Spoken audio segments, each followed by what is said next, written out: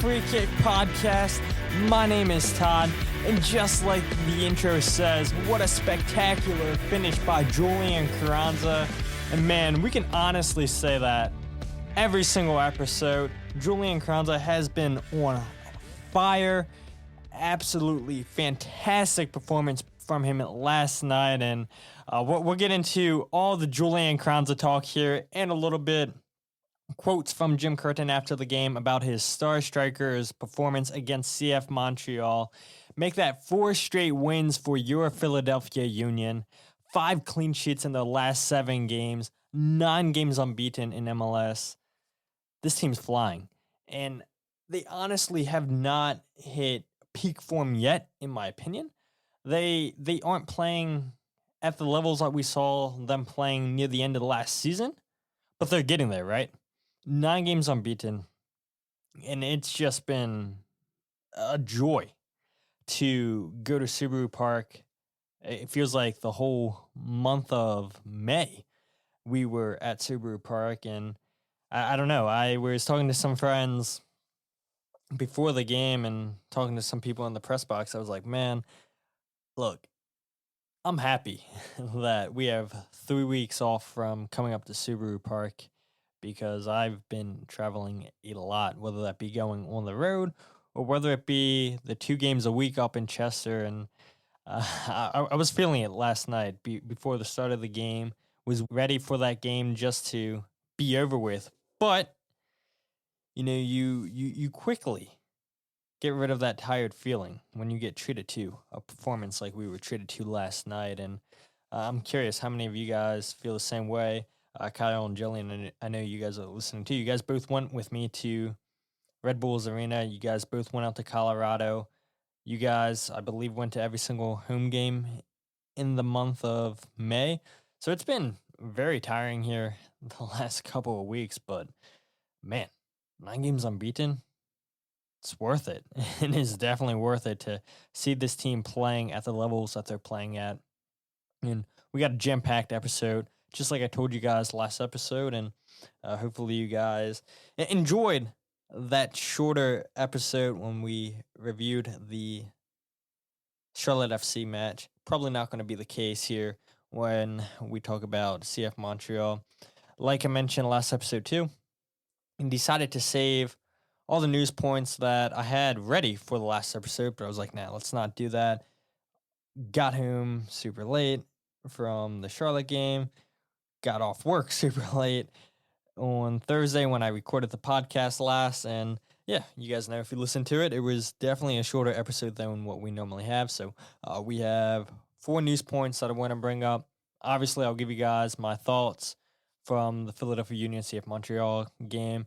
We'll hear from Jim Curtin talking about Matt Real, Julian Carranza, about switching the formations, and I also talked to Kai Wagner after the game about his contract situation with the Philadelphia Union, and is that weighing on his mind? And so that was interesting talking to Kai Wagner, and I've had to listen to that clip probably 50 times. He has such a thick accent, and I thought about putting up a tweet transcribing what he said, but I was like, man, there's some things that I just couldn't understand what he had to say.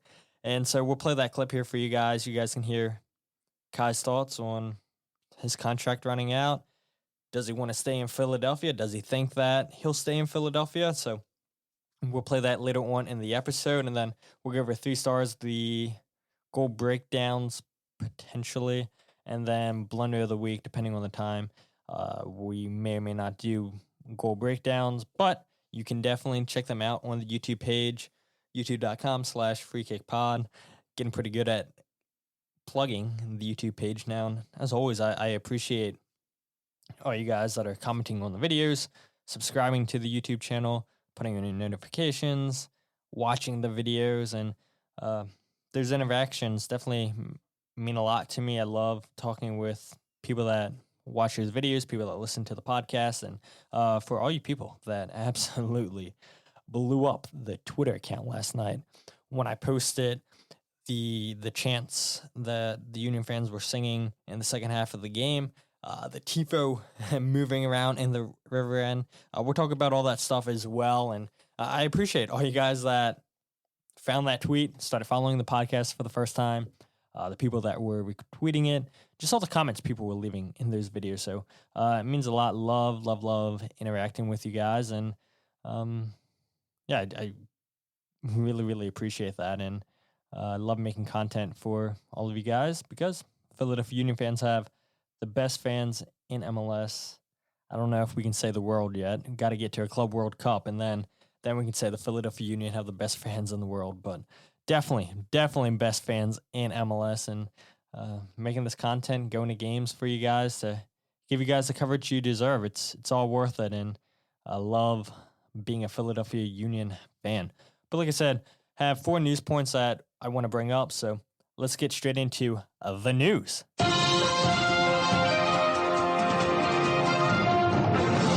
All right, so as mentioned last episode, LA Galaxy have announced that they fired President Chris Klein. They released a statement saying, as a club, we have not achieved our goals or met the standard that we have established for the LA Galaxy, said Dan Beckerman, president of AEG. We believe it is in the best interest of the club to make a change and begin a comprehensive process to seek new leadership that will return the club to the level that our fans and partners expect. We are thankful to Chris for his years of dedication and commitment to the LA Galaxy as both a player and an executive. The LA Galaxy, they have failed to make the playoffs, and for the past 6 seasons, haven't won MLS Cup since 2014. All of their DP signings, minus Zlatan Ibrahimovic, have been a fail. We know they got in trouble for the whole Christian Pavon deal. And that's why now they're going to be in a transfer ban. And whoever comes in as the new president, they've got a tough job at task. They've not built the roster the way they probably should have built it. I mean, bringing in a player like Douglas Costa, who I swear I saw a crazy stat that says he has more red cards than he does goals scored for LA Galaxy, which is pretty funny when you think about it. Here's a player that has played at the highest level with the Brazilian national team, has played with Bayern Munich, Juventus. And on paper, okay, that sounds like a player you want to bring into the club. But then you look at how he was playing when he went back to Brazil. It was not a successful loan from Juventus to Brazil. 26 appearances, 3 goals. But you know what? LA Galaxy says that doesn't matter. We're going to go ahead and bring you into the club because of what you've done in the past. And what he's done in the past has not transitioned into MLS. And I believe his contract's up after the season with the Galaxy, so they'll definitely let him go. Chicharito has not been the player that he once was. With Manchester United, with Guadalajara, with Bayer Leverkusen, he's definitely not hit Zlatan levels for the Galaxy. And like I said, I mean, this club last won MLS Cup in 2014. They haven't had a team since 2014 that has looked like a team. Yeah, sure, they're bringing in players that are big name people, but they're not fitting into the whole team mindset. And yeah, bringing in Zlatan Ibrahimovic was huge for LA, huge for MLS, but he was always about Zlatan and not the team. And you look at that 2014 LA Galaxy team. They haven't had a player like Robbie Keane since 2014. They haven't had a player like Landon Donovan. You had Jossie Zardes coming into his own, a young player in the league, looked fantastic, and then eventually he gets moved to Columbus Crew because he had done his time with the Galaxy. You have a prime Umar Gonzalez. You have a prime AJ De La Garza. former Philadelphia Union player Chandler Hoffman was on that team. Todd Duvant was on that team. And all those people that I just mentioned are team first players. And that's not what they have now, the Galaxy. And they haven't had that for many years. And so I can see why the fans have been protesting not going to games. I can see why fans have been vocal and upset on social media. Because this organization is a historic MLS team. And because of their history, they're one of the best teams in MLS. They're not playing like one of the best, but they are one of the best because of the history filled with the Galaxy. And it's going to take a lot, a complete rebuild of that organization to get them back to those levels. And when you have the money that the Galaxy have, and you're just spending money just to spend money, you're going to have the results we've had the last couple seasons. And there's no reason for it. There is no reason for the Galaxy to be as bad as they've been. And is Greg Vanney the coach to lead them back to glory? To go through a rebuild? I'm not sure. I would not be surprised once they bring in a new president, if the new president says, hey, look, I want to bring in my own coach. Because we see it all the time in sports. When you bring in a new president, when you bring in a new GM, they want to bring in their guys. And Greg Vanney's time had run out with Toronto, and he did a lot. Made Toronto one of the primary teams in MLS. And it's not transitioned with the Galaxy. And part of that's not his fault because of the way that the roster has been built for the Galaxy. But it's just not been good enough. And so credit to the fans for sticking to their guns, protesting. And I believe there was one supporters group that broke their protest and went back to the stadium. But majority of the fans that were protesting stayed true to the word and did not return back to the stadium until Chris Klein was fired. And those fans got what they wanted. And we'll see. Maybe after a couple of years, LA Galaxy will be up there with LAFC. But as things stand right now, there's only one club in LA, and that is LAFC. Point number 2, though. Into Miami. They've also fired somebody, and that is head coach Phil Neville. And I'm a little bit iffy about this, honestly. One, when it was announced that Phil Neville was becoming the head coach of Inter Miami, I didn't think it was the greatest move in the world. Because I don't think Phil Neville did a great job with the England's women team. With the amount of talent he had on that national team, he did not do a great job whatsoever. And because of his relationship with David Beckham being a part of the class of 92, that earns him the job into Miami.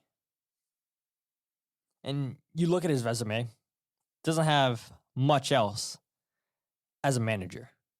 Yeah, he was caretaker at Salford City, the club that I believe he's still a part of that ownership group with a whole bunch of other players from the academy players that were coming out through Manchester United in 92. But his resume just doesn't speak out. And so I've always questioned the hiring of Phil Neville. But to his credit, I thought he did an okay job at Inter Miami. Got him into the playoffs last season. Navigated them through a transfer ban just like LA Galaxy is going to go through. So, like I just mentioned, we'll see how the new president, how Greg Vanney deals with that. How will that club survive? And to Phil Neville's credit, he dealt with it well. During COVID, he became manager of Inter Miami and just riding the ship, trying to get the most out of his players in 2021. Last season, gets his club buying into his philosophy, buying into the way he wants to play, buying into, look, Miami's not just a retirement home. This is a place where we're going to be successful. Gets them into the playoffs last season. Makes their home stadium Dry Pink. Is that the name of the stadium? I forget. I mean, I feel like they've already went through 3 different name changes for a stadium that's not going to be their permanent home. But whatever the name of their stadium is, he made them dominant last season at home. Difficult place to go in and win. Union struggled to win this season down in Miami. And I know Miami had got off to a terrible start this year in MLS. I know at one point they were on a 6-game losing streak. And when Phil got fired, Miami sat in last place in the Eastern Conference with only 5 wins. But part of me feels like I can't blame him for Inter Miami sitting in 15th place because of all the injuries they've had so far in 2023. They lost their 2 key players in the midfield in Captain Gregory and then other key starter, John Mota. When you lose your key players in a key area, the backbone, the spine of your team in the midfield, 2 huge players, that is hard to come back from. And when the window is closed and you can't go out and replace these players, it makes it even more difficult. And so in that sense, I can see why Phil Neville and this Inter Miami team struggled. And at the other hand, I can see why Inter Miami decided we're going to let go of Phil Neville.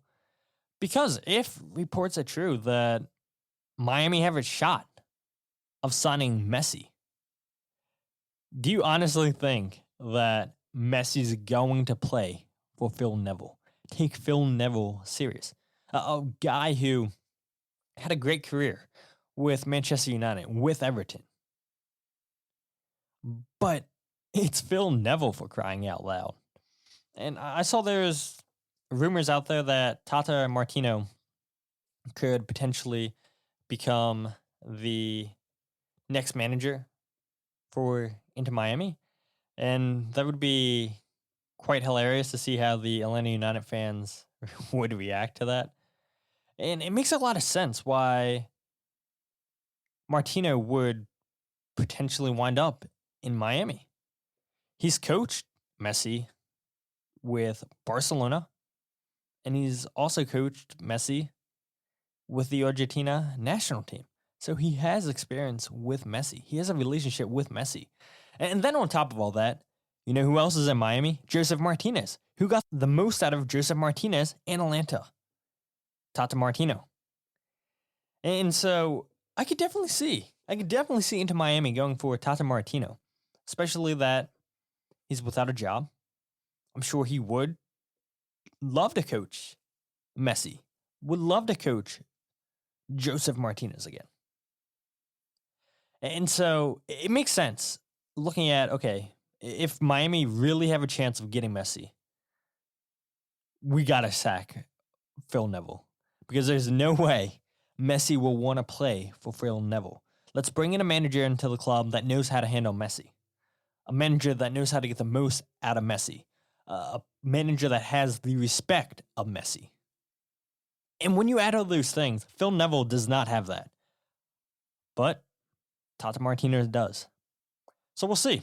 We'll see if Inter Miami announce that as the new manager. We'll see if Messi does wind up coming to Inter Miami. But it's not been good enough, those Inter Miami fans have felt this season, which, it's hard to see your team sit in 15th place. But I think you can understand it, or the fans should understand it. You've had a ton of injuries. And that plays a big part in why Miami sit in 15th place in the Eastern Conference. 2 more points, and I know I've talked a lot so far, and we're only through 2 points. 2 more to go. Minnesota United are finalizing a deal to transfer forward Luis Amarilla to FC Mazatlan, who play in Liga MX, and if I'm correct, they're brand new team, founded in 2020, 2021. I believe they played the first game in Liga MX.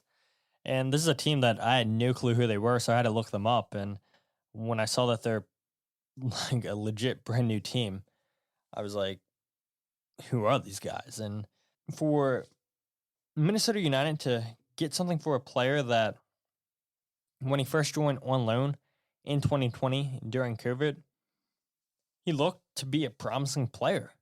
He looked like this is a guy who Minnesota United could have leading the front line for years to come. I know he only had 2 goals and 7 appearances, but I remember watching MLS's back tournament down in Orlando, watching, I feel like every single game down there in that tournament, because at the time when COVID first started, there wasn't any sports to watch on TV. So you consume as much of MLS's back as you can. And he's a player that stood out to me during the tournament, a player that worked hard off the ball, a player that was physical, and a player that I thought, okay, this is a guy, if Minnesota United can make the loan permanent, is going to be really good for them. Leaves the club in 2020, goes on loan again in 2021, not at Minnesota United, someplace else. And then Minnesota United make the deal permanent in 2022. And he's just not looked like the player he did during MLS's back. And for them to, okay, not have to cut him free from his contract, but to actually get a transfer fee for him, that's good business for Minnesota United. And there's reports out there that are linking Minnesota United to former Norwich striker Teemu Pukki. And this is a little bit of a head scratcher for me, honestly. When you look at Pukki's most recent season in the championship with Norwich, 41 appearances, 10 goals, 7 assists, not great numbers. A player that's not in the prime of his career anymore. A player that looked good in 210 appearances for Norwich, 88 goals. But his most recent season in the championship in England was not great. I thought this was interesting too, because I totally forgot that Pukki used to play for Brøndby. So if Pukki does come to MLS, here's another Brøndby player coming into the league. And man, MLS clubs love signing former or current Brøndby players. Like, I wonder if there's a agreement with MLS and Brøndby that says, hey, look, anytime you guys get a good player coming through your system or a player that used to play for your club, you got to make sure they find their way playing for an MLS team. So I don't know if Pukki's the player that Minnesota United fans should be excited for. I don't know if he's a player MLS fans should be excited for, but nonetheless, he's being linked to Minnesota United. Would assume he would be a DP player, and getting Amarilla off the books, who is a DP player, opens up a DP spot for the club. So it will be interesting to see Minnesota United continuing their striker search, because it's definitely not going to be Luis Amarilla. And the last note I want to bring up to you guys is the United States lose to Uruguay 2-0 in the 2023 U20 World Cup in the quarterfinals. And when you look at the U20 and the last 4 under 20 World Cups, they've been knocked out by Serbia in 2015, Venezuela in 2017, Ecuador in 2019, and yet again, another South American club in Uruguay.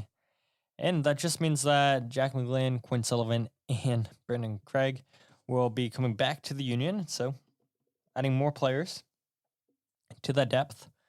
Will Jack McGlynn find his way straight back into the lineup? Possibly. But Jim Curtin did say after the game against Montreal that it's going to be very hard for players to break into the starting 11.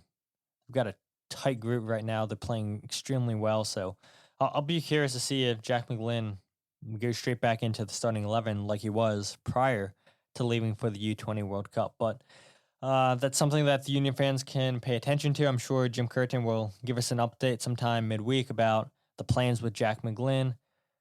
Once he comes back to the club, will he be on the bench against San Jose? Will he start against San Jose?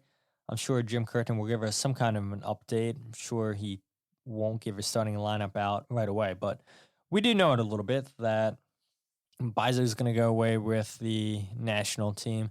The Union are going to release him, so that means Nate Harriel is going to get the start against San Jose. We know Jose Martinez is going to be suspended for that game. Andre Blake and Damian Lowe will still be at the club, and then will they be released to go to training camp with Jamaica so they can prepare for the Gold Cup. We'll see what happens there. Again, probably we'll get an update on all that information midweek from Jim Curtin, and if not midweek, definitely after the San Jose game, Jim will definitely give us updates, I'm sure.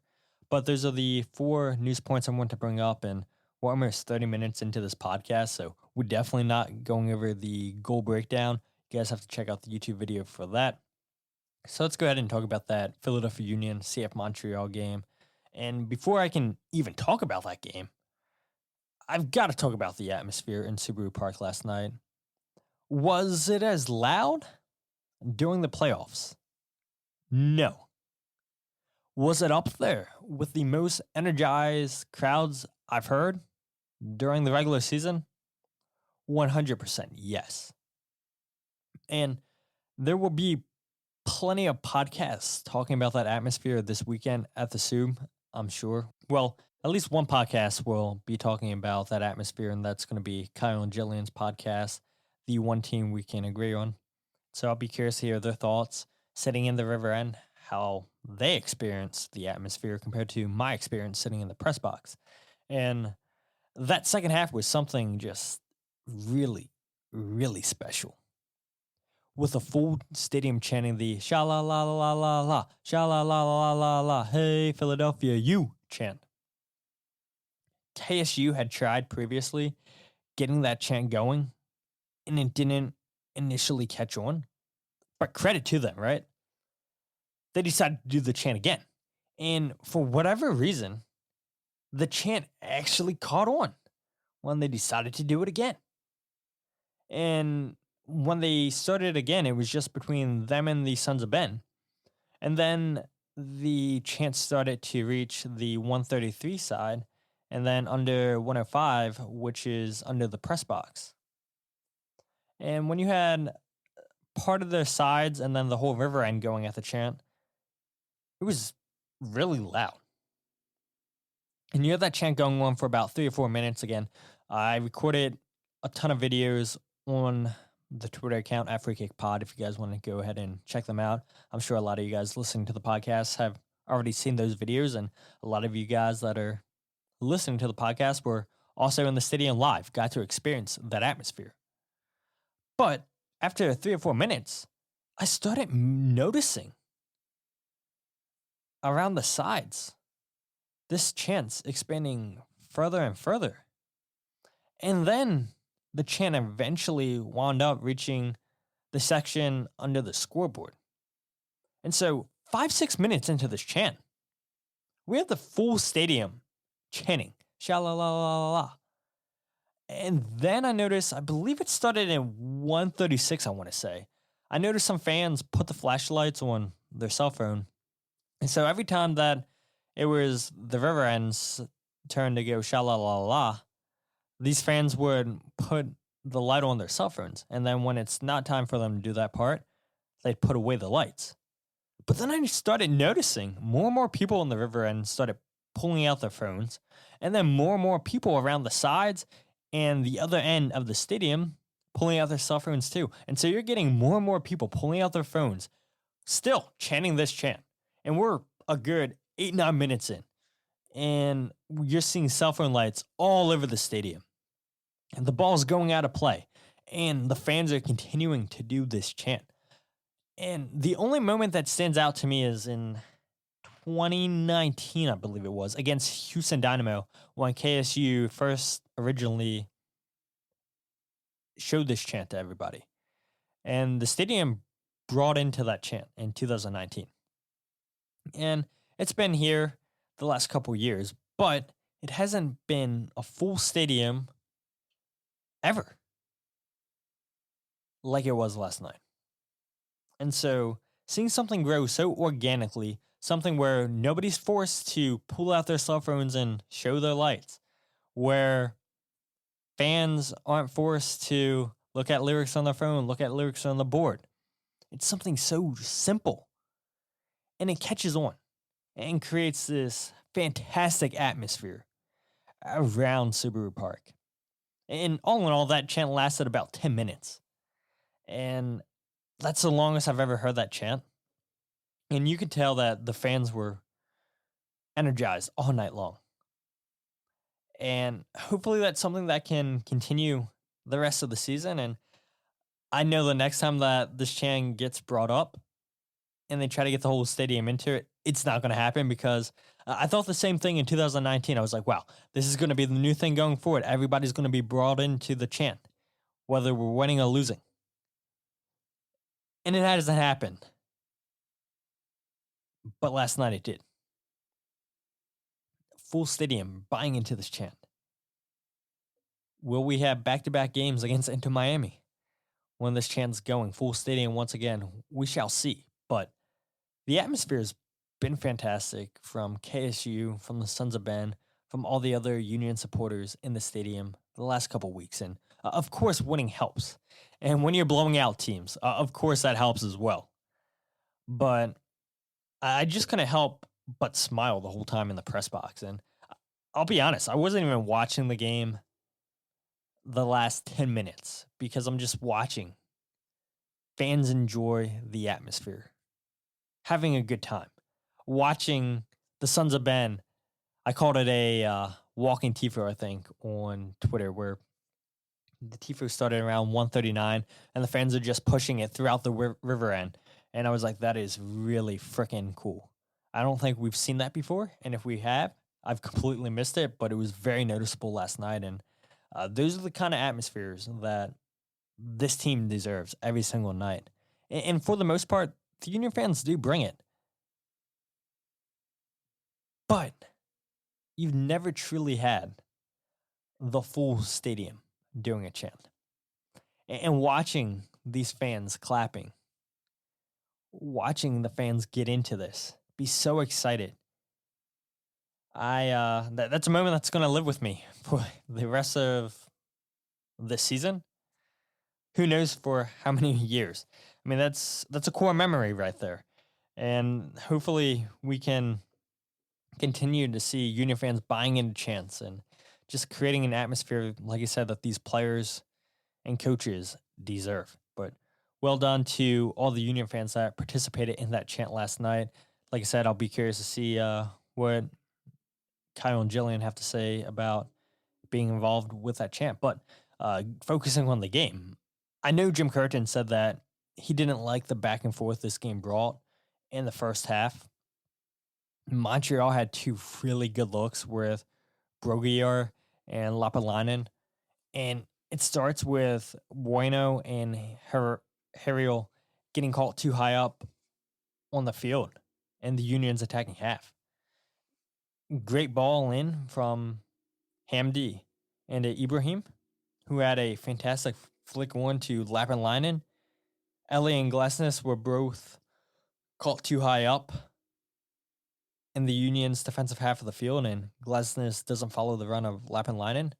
And this game really should have been 1-1 at least. Not the Union going into the half winning 2-0. But that's typical Andre Blake coming in with a big save, and typical of the Union to have a player throwing their body on the line, coming up with a huge save. And that's exactly what Matt Real did. And since I just mentioned Matt Real, we might as well transition into talking about him here for a second. And what a big game he had. A game where he was called upon because Damian Lowe had a knee injury from Wednesday's midweek game against Charlotte. And Jim Curtin said he wanted to rest him and talked about all the fluid that was coming out of Damian Lowe's knee after Wednesday's game. Jim said that he's never seen that much fluid ever come out of somebody's knee. And he was a little bit surprised that Damian Lowe had recovered quickly enough to be on the bench. But they didn't want to force anything. They wanted to rest him. And so the coaching staff decides, all right, well, Do we play Nate Harriel as one of the center backs like we did in Cincinnati? Or do we trust Matt Real this game? And they went with the latter. They started Kai Wagner as one of the center backs. They started Matt Real this game where they could have started Kai Wagner in Matt Real's spot, played Nate Harriel as one of the center backs, and started Bizo in this game. And they don't do that. They trust Matt Real to have a big game. And he was great defensively. 2 out of 4 tackles won, 2 blocks, 9 ball recoveries, 4 out of 5 ground duels won. And this is what Jim Curtin had to say about Matt tonight.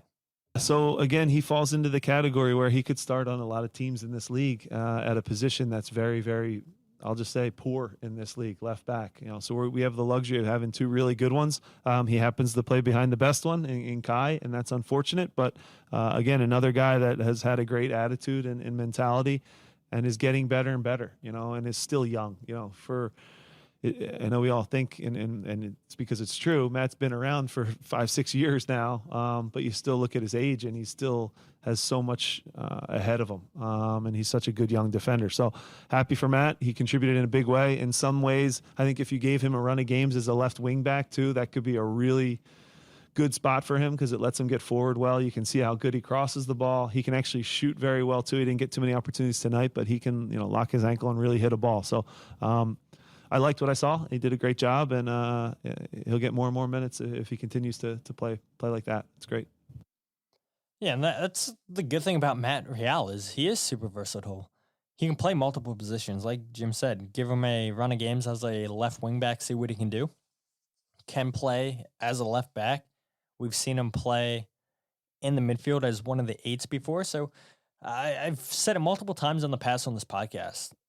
When the Union, and this is something LA Galaxy can take a look at and say, yeah, we have a lot of money and we need to build a roster like the Philadelphia Union, but we can get young players that the Union can't with the money we have. But let's not go out here and buy these old washed up players that have no right of making DP money. And maybe that's the approach LA Galaxy will take once the transfer ban's done. But yeah, I doubt it. With being in LA, it's Hollywood, baby. Got to bring the stars out. So I don't know. I don't see LA Galaxy changing their approach, even though they should. But the Union go out here and get players that can play multiple different positions. And the point I was trying to make about LA Galaxy is that's what they should do. That's what more teams than MLS should do, is buy players that aren't just a striker, not just an attacking midfielder.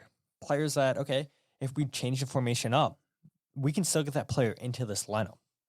They may not be playing in their natural position, but they can still get into the starting 11 because I have enough confidence that they can play in this position. And that's what the Union do so well, finding players that can play multiple positions. Doesn't matter if you play a 4-4-2 diamond, a 3-5-2, a 4-3-2-1 Christmas tree. Finding players that can fit in, no matter what formation you play, is going to take this team a very long way. And Jim mentioned that Matt Real could start on a lot of these teams in this league, and I do got to disagree with Jim, because if that was the case, then he would have left the Union after the 2021 season where his contract was up. Instead, he comes back to the Union for a year and then comes back again after signing a long-term contract extension with the Union. So obviously Matt Real in 2021 didn't get the offers that he thought were worth taking. Maybe he never did get any offers, so he winds up coming back to the Union. So I do got to disagree with Jim, though, that he cannot start on a lot of teams in MLS, because if that's the case, he would have left as a free agent. A team in MLS would have been on him. Did not happen at all.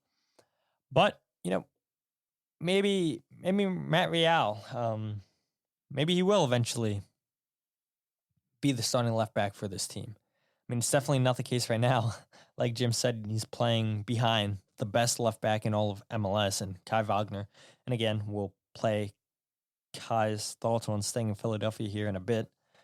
But yeah, just overall, really solid game from Matt Real. Be curious to see how much minutes he gets going forward, especially when the games start coming thick and fast. So we'll be curious to see how much more minutes Matt Real gets awarded from performance like that last night against Montreal.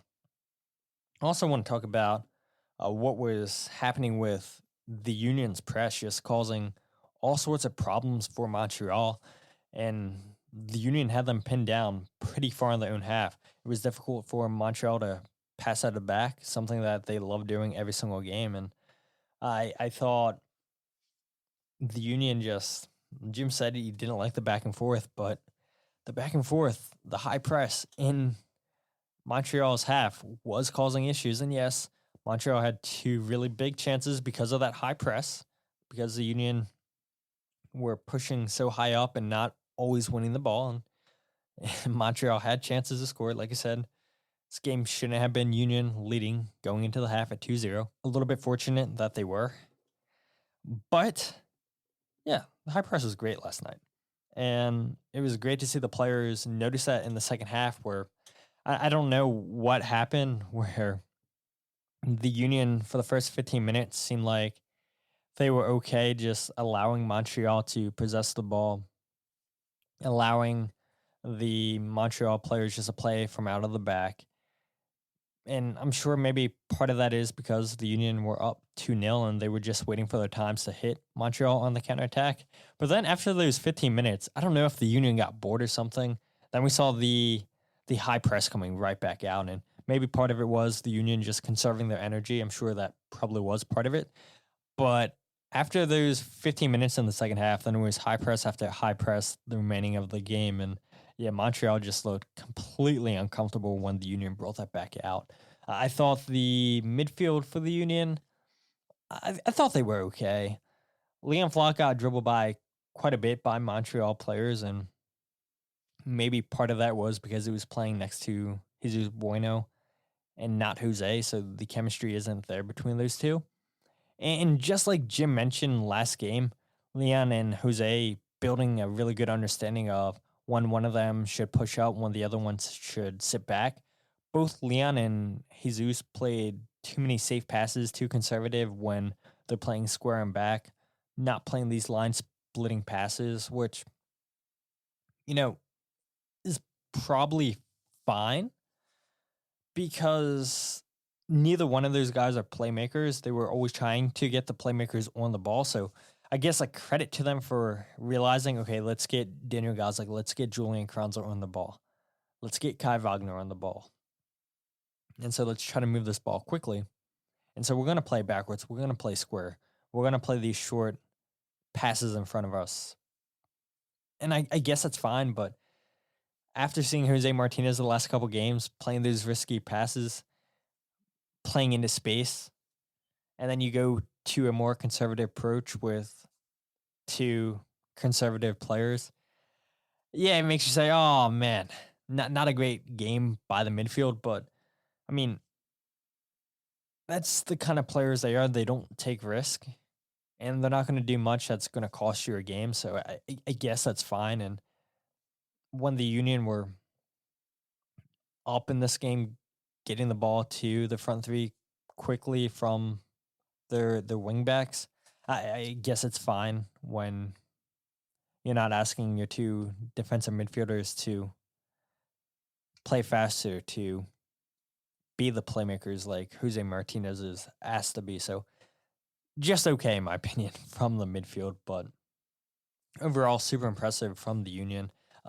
Julian Carranza, excellent again last night. 6 goals, 1 assist in his last 5 games. And Jim Curtin just continued to have high praise for a star man on the night. So the best strikers in the world are ruthless, you know, and I think Julian has that in him, you know. I guarantee if you asked every center back that he banged into tonight, they feel him. You know what I mean? He's very, very physical. The way he pressed and defensively, the amount of tackles that he wins, the work rate, he was relentless for the 90 minutes. So, he's getting better and better. It's always a dangerous thing because then you know what happens next. But he's a striker that can score. He's a striker that presses. So if you're a team that likes to press, he's a dream for a coach. And again, he has that, South American kind of savvy in front of goal where he has a knack for running hard in the box. He's not afraid to put his body on the line to get a goal. So really proud of the season Julian's had. It gets better and better. I wanted to leave him out there just to reward him for the hard work that he had. Probably would have been smarter to not risk injury, but at the same time, when guys are possessed like that, you don't want to get in the way. So he did a great job. We have one game now in 17 days, thanks to the scheduling.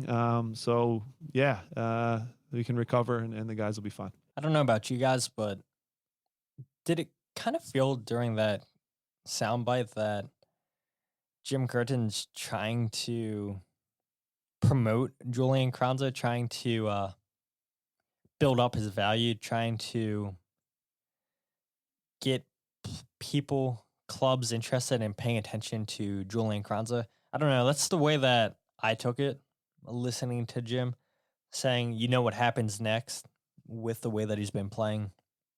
Tom Bogert mentioned today that Europa League teams are watching Carranza, which is no surprise. I mean, I'm sure there's a lot of clubs in Europe watching Julian Carranza. Now the question becomes, what's the offer going to look like? Will a team actually submit a transfer bid? Because the rumor, the last, 3-4 seasons with Kai Wagner is, there's interest in Kai, but I don't think any club has sent in a transfer bid for Kai Wagner. At least it hasn't been reported on. And I am curious, have bids come in for Julian Carranza yet? Probably not. But if Julian continues to play the way that he's playing, 6 goals in his last 5 games, it's not going to be long for this team. I mean, I talked about this 2 episodes ago. He's not long for MLS. He's hitting form at the right time.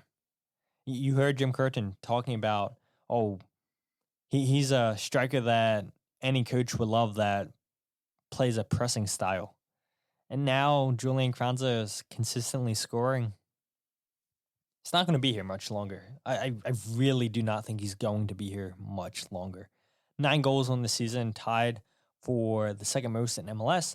That's one off tying Denny Bwanga of LAFC. He has the 4th most shots in MLS with 52. The 2nd most shots on target in MLS with 22. 3 off of tying Hani Mukhtar for the lead, who has 25. Just Julian Carranza has been fantastic. Getting in good positions, pulling the trigger when he needs to pull it. We saw it last night in the goal that Mikhail Uhre scored, where Julian Carranza shoots from a difficult angle. Goalkeeper probably should have caught that ball or palmed it out for a corner kick.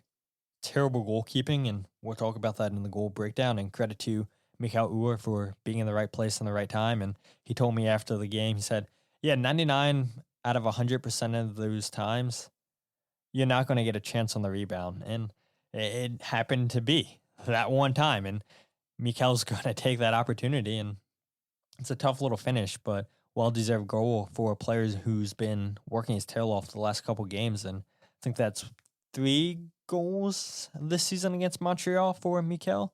Loves playing against them. But overall, great game from the Union's front 3, Julian Carranza in particular. And we'll see, guys. We'll see how much longer Julian is here. And I'm not sighing because I'm annoyed. I'm sighing because I just feel like that moment's coming to an end very, very soon. And it's going to suck. Julian Carranza, I'm confident in saying that he's the best striker this team has had in their history. And I know that's not going to take much doing, but I do think Julian Carranza is better than Sebastian Letou with all his goals he scored. He's been here for a while, but none of the strikers the Union have brought in since their existence has the technical ability, has the pressing ability, has the soccer IQ that Julian Carranza has. And it's why I can see Julian Carranza succeeding in Europe someday. It's why I can see him getting into the national team someday. Just hopefully, hopefully he doesn't forget about everybody here in Philadelphia, doesn't forget about his time with the Union and how the Union have taken his game to the next step. And the last Jim Curtin clip I want to play for you guys is just switching to that back three. The Union have 5 wins out of 5 games since switching back to the 3 in the back. They're outscoring opponents 12 goals to 2. And overall, in the Union's last 7 games, we've seen them only concede 2 goals, 5 out of 7 clean sheets.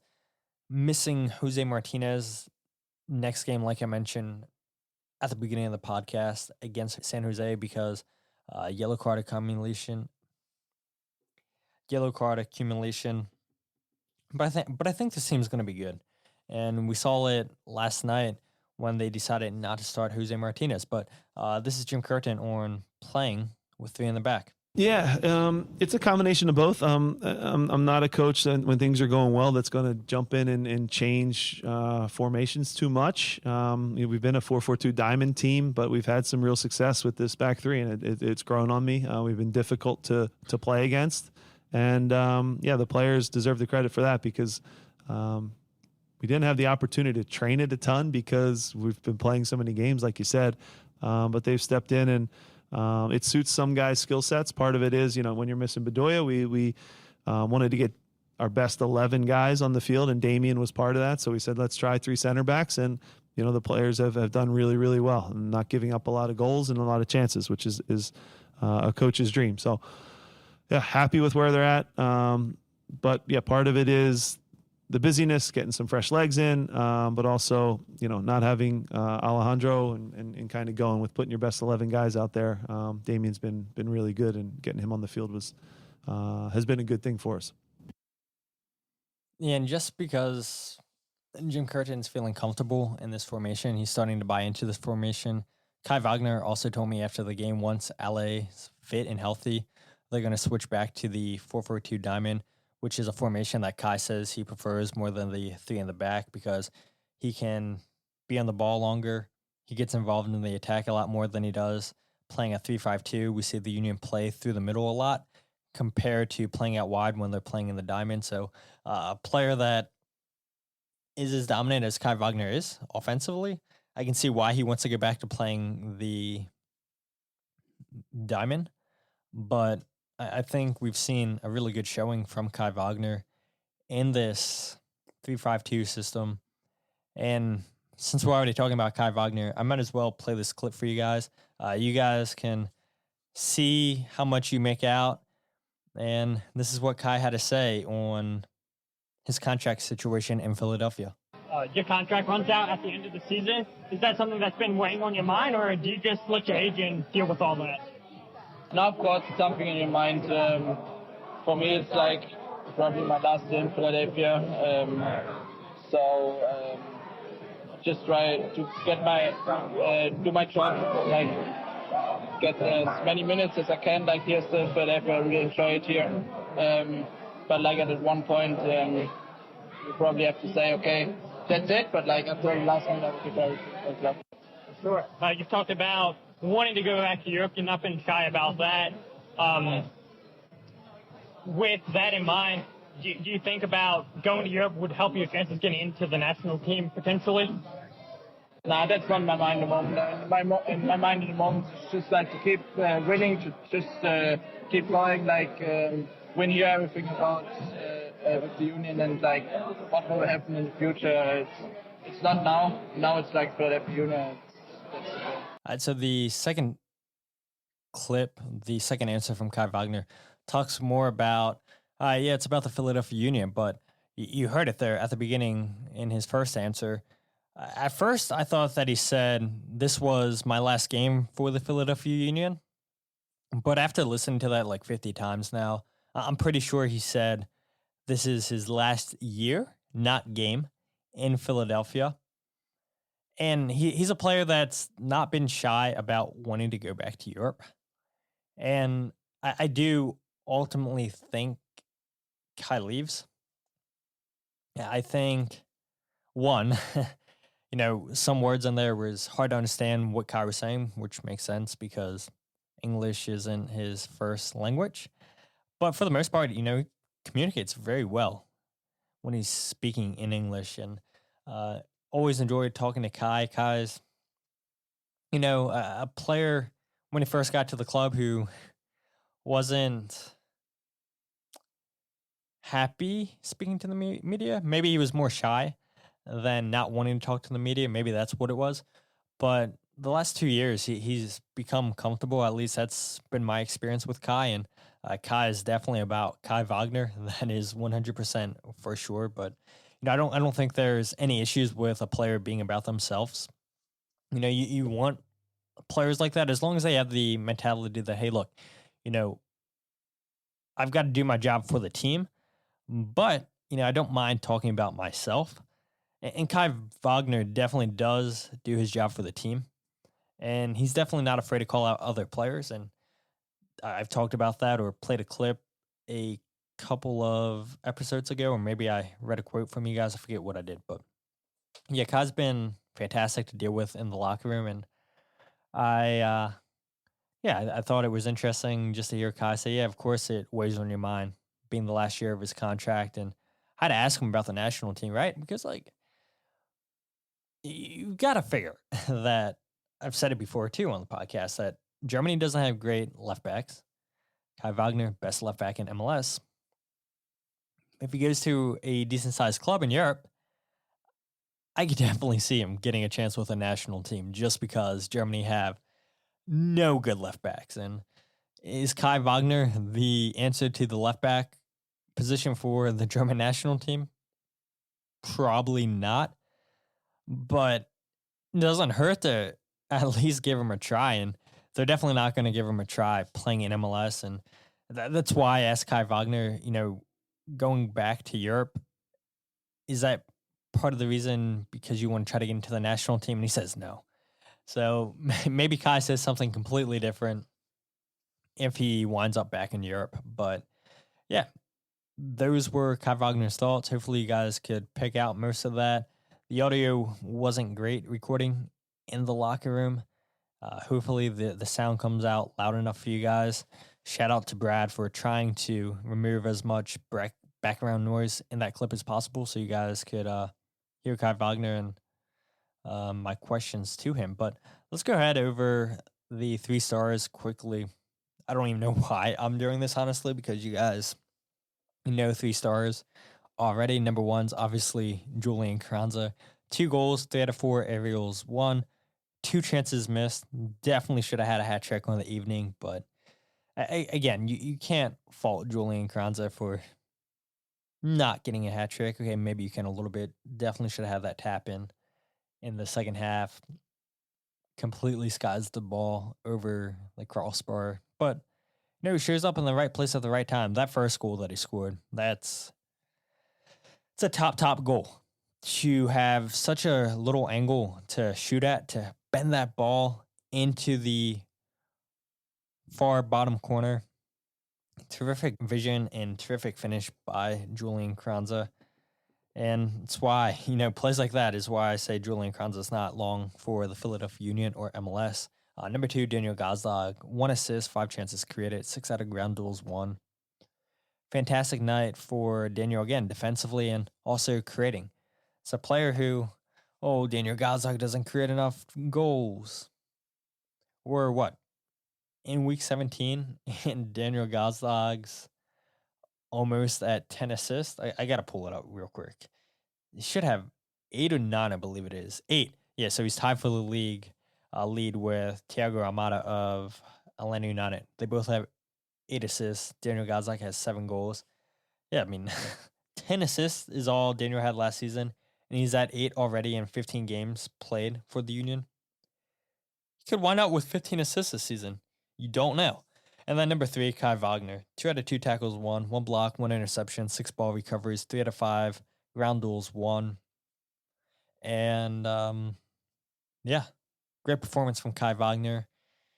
It's going to be sad when he eventually leaves the Union. It's it's definitely going to happen, whether the Union get a transfer fee or not. I don't see Kai resigning with the Union unless, I'm sure his agents are smart where they're talking to teams in Europe, seeing if there's interest in Kai. I'm sure he's doing his job. And keep in mind, since Kai Wagner has less than 6 months on his contract, he's able to negotiate a contract with whatever team he wants to because he has less than 6 months left. So that means once his contract's up, he's able to leave on a free. Now, granted, the Union could still potentially get a transfer fee for Kai Wagner if multiple teams come in and start a bidding war for him, and a team really wants him bad enough before his contract runs out, then they could offer the Union money to try to get him. But I don't think that happens because why not just wait less than 6 months and you get Kai Wagner on a free? But I don't know. I mean, teams do get desperate, and look at Chelsea, right? They were desperate and spent all that money. Maybe Chelsea can come in for Kai Wagner because it seems like they don't have enough players already for that club. So will be interesting to see what happens with Kai Wagner. I don't think he'll remain in Philadelphia after the end of the season, but you never know. You never know. If his agent comes back and says, look, the only interest teams have in you in Europe is second division clubs, then I think Kai Wagner would consider staying in Philadelphia, because isn't that part of the reason why he came in MLS in the first place, is because he was playing in the lower divisions in Germany, and Ernst Tanner gave him a chance here with the Union, and he's completely taken his game to another level. So if I had a bet, I don't think Kai Wagner is going to be with the Union after the season, but we've said that how many times the last couple of years? Too many times. And so the last bit of news I want to bring up, or not even, well, I guess it is news, but it is Blunder of the Week. And I hate ending these podcasts on sad points. So I'll try to do Blunder of the Week quickly. And so this happened last week, and I don't know if you guys saw this or not, but a 15-year-old JFC Berlin soccer player was killed during a fight with a Metz FC player. Names have been not announced yet, but this was a youth tournament happening in Frankfurt, and a fight broke out during the match. And this FC Metz player apparently went up behind the JFC player and started hitting him in the neck and then in the head. And the player died because of the trauma to the head. And that's just number one. It's sad that somebody dies over a game, because at the end of the day, that's all soccer is a game. And especially at the youth level, like, you're not even getting paid. And half the time, these players that are playing in these youth academies aren't going to make the first team. And you decide, because the game's not going your way or whatever, that you're going to beat somebody up from behind the head, and you beat them up so bad that you kill them? I mean, what is wrong with people? I mean, it's a game, for crying out loud. And I understand the pressures of, I just mentioned it, players playing in these youth academies, and not many of them make it to the first team. Not many of them get opportunities to play at the highest level in soccer. And so there's a ton of pressure on these kids. But because the game's not going your way, you decide to kill somebody over a game?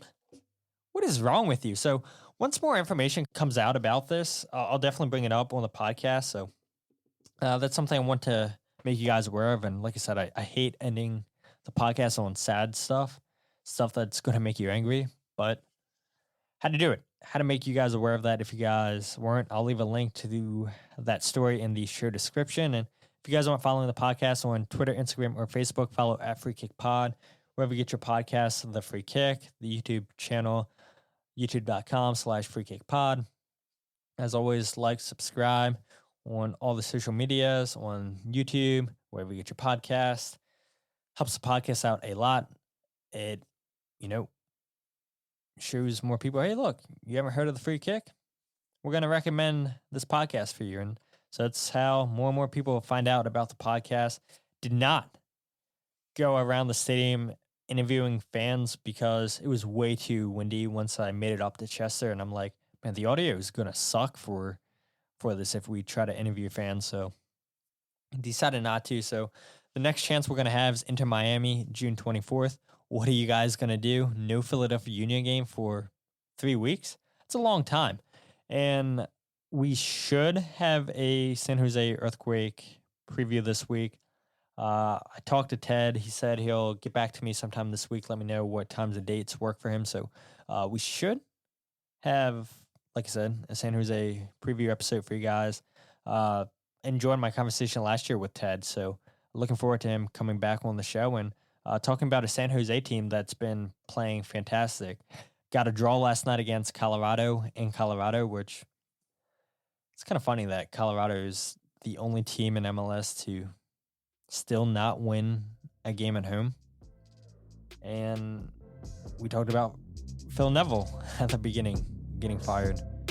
Will Robin Fraser be the next coach to get fired in MLS? I don't know. They've had a lot of injuries too in Colorado, so I'd be shocked. But said the same thing about Phil Neville, so you never know. But until then, my name is Todd, and this is the Free Kick Podcast.